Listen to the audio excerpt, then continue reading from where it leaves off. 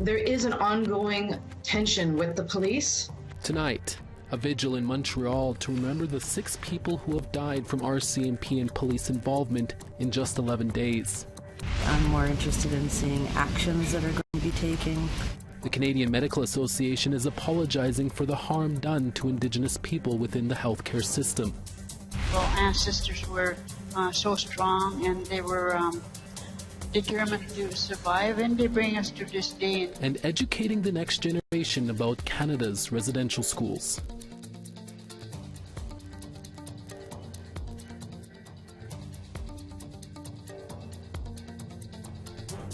Tanse, good evening. I'm Krisanachkate. Welcome to APTN National News.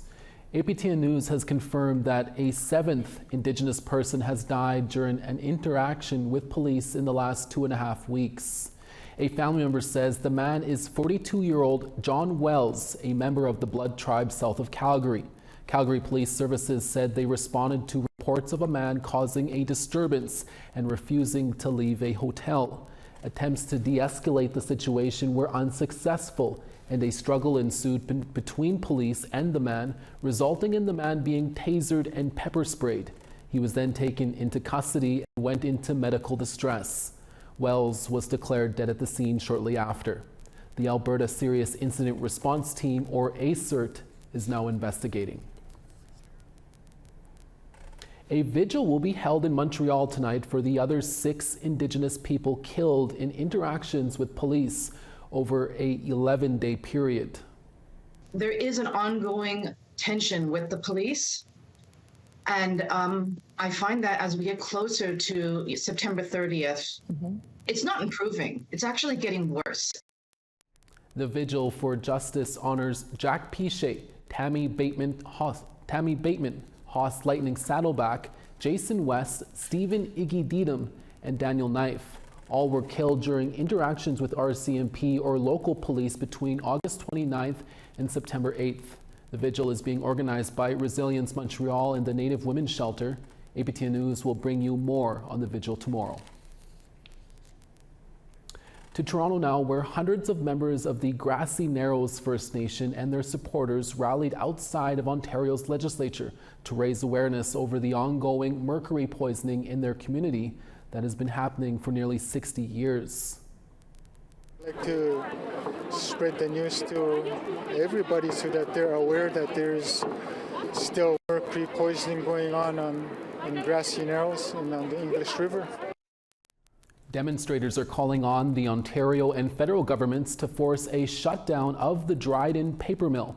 Mercury contamination on Grassy Narrows dates back to the 1960s and 70s when the Dryden paper mill dumped about 9 tons of mercury into the English Wabigoon River system. A study from last May found that mercury contamination is ongoing, with pollutants still being released from the Dryden mill. Also in June, Grassy Narrows filed civil action against Ontario and the federal government for failing to uphold treaty rights and the protection of the people of Grassy Narrows. A historical apology from the Canadian Medical Association for the wrongdoing and mistreatment of Indigenous people by physicians in the healthcare system is happening right now in Victoria, BC. The Canadian Medical Association is deeply sorry for the harms First Nations, Inuit, and Métis peoples have experienced and continue to experience in the Canadian health system. That is Dr. Joss Reimer, President for the Canadian Medical Association, giving the apology to Indigenous families in the room and online. First Nation, Inuit, and Métis people attended the ceremony in person, along with dignitaries and elders. Various CMA staff made statements regarding the treatment Indigenous families have endured. Have a listen. The medical system has a history of exhibiting and accepting racist, colonial, and paternalistic attitudes towards Indigenous peoples. Many Indigenous peoples suffered mistreatment and lack of care. In many cases, this led to ongoing health issues and death. The racism and discrimination that Indigenous peoples and healthcare providers face is deplorable, and we are deeply ashamed. As the national voice of the medical profession, we are sorry for the actions and the inactions of physicians, residents, and medical students that have harmed Indigenous peoples. APTN video journalist Tina House is also at the apology and spoke with a participant before the ceremony started who is watching and listening to the apology closely. Here's that interview. We're here in Victoria, BC, where I'm joined by Dr. Nell Wyman, Chief Medical Officer for the First Nations Health Authority. Dr. Wyman, can you please tell me what's happening here today?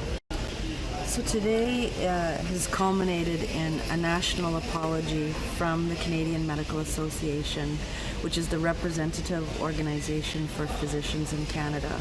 And they will be apologizing for the harms that Indigenous people, First Nations, Métis, and Inuit have experienced from physicians in the health system across the country. As an Indigenous person yourself and also as a doctor, did you ever think that you'd see this day happen? I can't say that I did, but I am glad that it's happening because I think it's really important to acknowledge not just the historical harms that have happened, but it's also a recognition that harms continue to happen in our health system. So today means, it is an apology, but really the hard work starts tomorrow, right? I'm more interested in seeing actions that are going to be taken and how the CMA is going to contribute to increasing the cultural safety of our health system. Absolutely. What do you want to say to those across the country that have had issues with their physicians? I guess I would say the most important thing is, despite the challenges that the current health system has, that your health is more important than anything. And so when you are, we know, for example, that people avoid seeking care because out of a fear of racism. So I would encourage, all First Nations, Métis, Inuit people that even though you're not feeling well, to go to the health system, and that those of us who work in and with the health system are going to be doing our very best to hold accountability following this apology. Thank you so much for joining us on this very historical day. Thank you. Thank you. Back to you in studio. And Tina House will bring us a full report in tomorrow's APTN National Newscast. A First Nations child welfare agency in Manitoba says they are trying to recover more than $10 million from its former executive director and others. Sandy Bay Child and Family Services filed a statement of claim on Tuesday against its former executive director, Richard Delaron, former board director Timothy Catchway, and companies they had incorporated. As previously reported by APTN News, Delaron was terminated from his role with Sandy Bay CFS in September of 2021, but the agency now says it was not aware of the full extent of the allegedly fraudulent activities until now. The statement of claim is alleging fraud, negligent misrepresentation, breach of fiduciary duty, and breach of contract, among other things. It alleges Delaron unjustly enriched himself at the expense of the organization using money intended to help vulnerable children and families for personal gain. The suit also asks for punitive and aggravated damages. A 2023 forensic audit showed that Delaron and some close associates incorporated several companies which received what appeared to be fraudulent or inflated payments from Sandy Bay CFS while Delaron was executive director. None of the allegations have been tested in court. Sandy Bay First Nation leadership released a video today about the lawsuit. Unfortunately, our lawsuit says that millions of dollars that should have been spent on our children went to the defendants. Our list of allegations and misuse of money is long. Here are just 3 examples. Delaron bought 5 properties through his company, then leased them back to us at unreasonable and inappropriate leases, totaling more than $6 million. That he fraudulently and intentionally obtained reimbursements from the CFS for credit card charges of more than $1 million.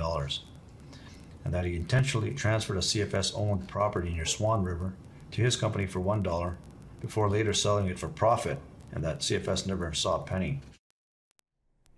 For decades, it was a federally recognized First Nation that lacked a land base, but in 2011, the Caldwell First Nation settled a land claim, and in 2020, the Anishinaabe community was able to create a reserve. Now members are moving home onto 80 hectares located on the north shore of Lake Erie in Ontario. APTN's Annette Francis visited the community and brings us this update. Landback plans are running full force here. 4 years ago, this 200-acre plot was purchased to build new homes. As Ramsey Kiknausaway tells us, they're top-notch. Here is a passive home that we've built for the residents here at Caldwell First Nation. And then the first thing that I wanted to bring to your attention is the thickness of the walls. You can see here that they're almost 2 foot thick. In a normal house constructed to the minimum Ontario building code, the walls are only 6 inches thick, and so that gives you an R value of R20. Here we've tripled that, and it's given this wall an R60 rating. So there's that high R rating means there's less heat or cold from the outside, a benefit for the new tenants. According to Kiknausaway, it will mean their hydro bills could be just $300 a year. Teresa Jacobs moved in just 3 weeks ago. She's thrilled.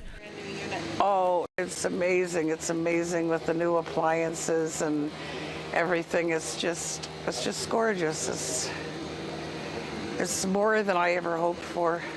Caldwell band members were forcibly removed from their territory in the 1920s and remained without a land base until 4 years ago. With that history behind them, they can now focus on the future. Well, according to a capital planning study that was done by the community just recently, I'm going to need 148 more houses on this lot and on the reserve over the next 20 years. Last spring, this 16-bay gas station opened on the reserve. According to Douglas Heil, the 400 band members are not only seeing the benefits in their tanks, they just receive 20% of the profits, which are distributed annually. It was substantial, about 3 times more than what we expected to make. So it was very, very good for the nation and for the people of the nation, and we hope it continues. We're looking maybe possibly of an expansion. The Hillman Marsh will soon be getting an upgrade too. The dike helps to protect over 3,000 hectares of land from flooding. Heil is hoping the $15 million project could benefit job creation projects here as well. We planned in running a heavy equipment operators course on our land here starting next Wednesday. So what we're hoping is the proponents that do the heavy equipment work here will certainly employ 1 or 2 or maybe, I think we got about 18 people on the course. So we're hoping to have a lot of work for our nation, not only here, but more development on our land at the homes there. The dike repairs should begin by the fall of next year, and if all goes well, the construction of 2 new larger homes will start next summer. Annette Francis, APTN National News, Caldwell First Nation in Ontario. A First Nation beside Sault Ste. Marie is celebrating this week after obtaining full ownership of a windmill facility. That story coming up. Plus, 3 First Nations in Saskatchewan are moving ahead with their sports and culture center in Prince Albert. We're back in about 3 minutes. Stick around.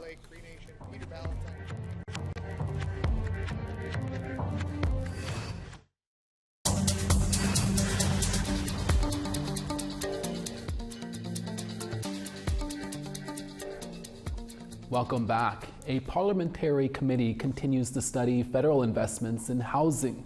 This week, the Committee on Human Resources, Skills and Social Development heard from Ontario Aboriginal Housing Services CEO Justin Marchand. In the 2022 budget, the Trudeau government put $300 million toward an urban, rural and northern Indigenous housing strategy. Marchand was asked how effective this investment has been in meeting the needs of the communities he serves. In Ontario, less than 3% of the population are Indigenous people, yet in Southern Ontario, 20 to 30% of people experiencing homelessness are Indigenous, and in Northern Ontario, that climbs to 90 to 99+% of people experiencing homelessness, yet the pro rata share of existing federal housing investments is almost negligent compared to that total investment.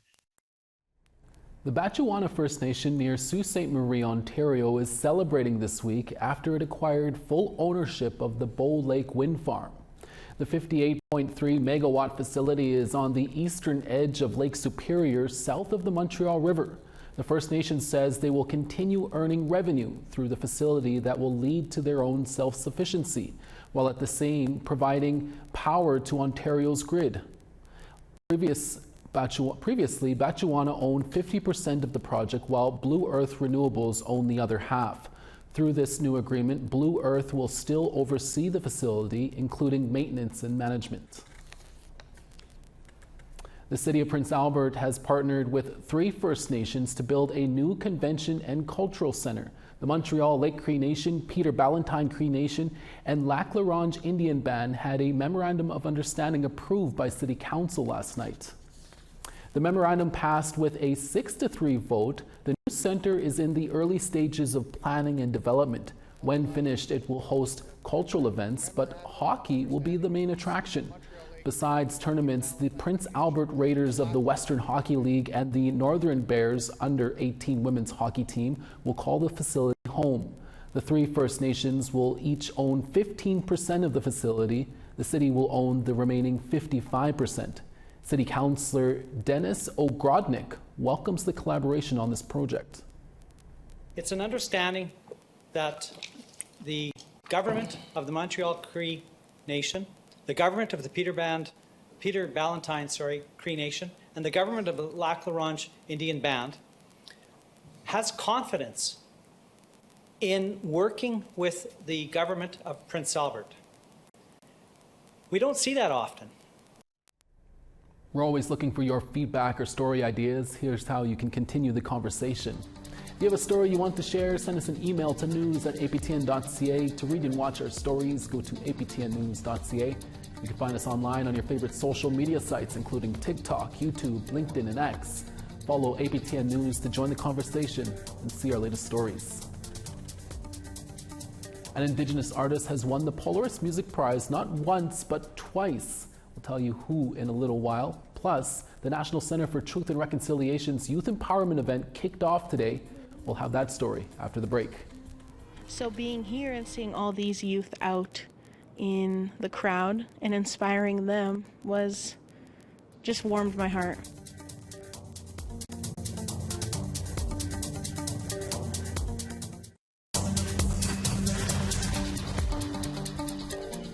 Welcome back. It's time now for our photo of the day.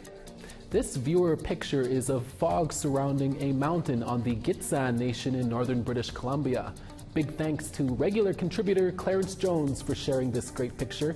We want to see your favorite photos. Email them to share@aptn.ca to be featured on APTN National News. Now let's take a look at tomorrow's weather forecast. Over on the East Coast, St. John's 14, Charlottetown 22. Cartwright 9, La Grande River 20.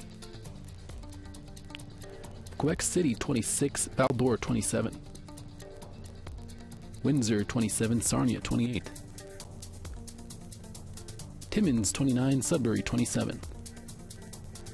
God's Lake 22, Puckatawagan 20. 20 in Gimli, Dauphin 19. Saskatoon 19, Yorkton 18. 15 in La Ronge, Stony Rapids 16.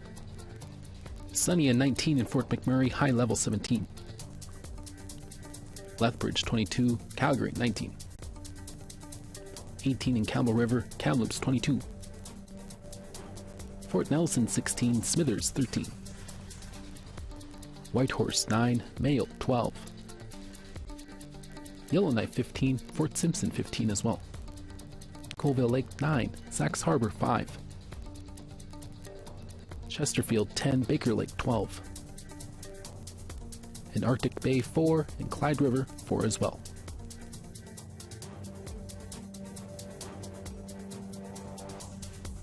For the first time, an artist has won the Polaris Music Prize twice, and that artist is Jeremy Dutcher. Dutcher is of the Wolastoqey Nation and Nagutukuk. He was awarded the $50,000 Polaris Music Prize at a gala in Toronto yesterday. A jury of 11 selected Jeremy's second album called Maudie Wallawuk as the best Canadian album. The Montreal-based artist won his first Polaris Prize in 2018 for his debut album, which was entirely in the Wolastoqey language. But this time around, he included English for a wider audience.